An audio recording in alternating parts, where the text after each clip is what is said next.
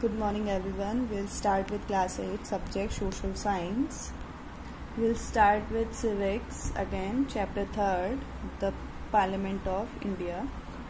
So in our previous video we discussed about how the election take place, election and representation, and in today's video we are going to discuss the Parliament of India. In the Parliament of India we talks about Rajya Sabha and Lok Sabha. So first we talk about the Parliament of India. Okay, but what to do these elected representatives do? What is the role of the Parliament in a democracy? Let us understand this. The Parliament of India. The Parliament of India or the Sansad is the legislative body at the central level. This means that it is responsible for making laws for the entire nation. Legislative at the central level consists of the President, Lok Sabha and Rajya Sabha. Those who are assigned the duty of making these laws are directly or indirectly elected by the people of the country. Symbolically, it is the forum through which people of India articulate their aspiration. The Parliament of India has two houses, Rajya Sabha and Lok Sabha. So first we talks about Rajya Sabha. Okay, the Rajya Sabha is called the Council of States or the upper house. Members of this house are not directly elected by the people of India. Rather, they are elected by the member of legislative assemblies, states and union territories. The Constitution of India has fixed the maximum strength of this house, 250. Out of this, 12 members are nominated by the President from diverse fields such as literature, science, art or social service. At present, the House consists of 245 members, wherein 233 represent states and union territories and 12 are nominated by the President. The Vice President of India is the chairperson of this house. A person has to be 30 years of age or above to become a member of this house. So next we talk about the manner of election.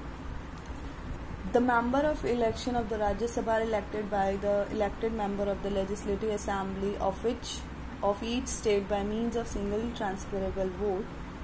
The representative of the Union Territory shall be chosen in such a manner as the Parliament may prescribe.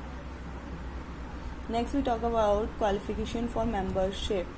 In order to be chosen as a member of the Rajya Sabha, a person must be a citizen of India, must be not less than 30 years of age, must possess such additional qualification as may be prescribed by the law from time to time.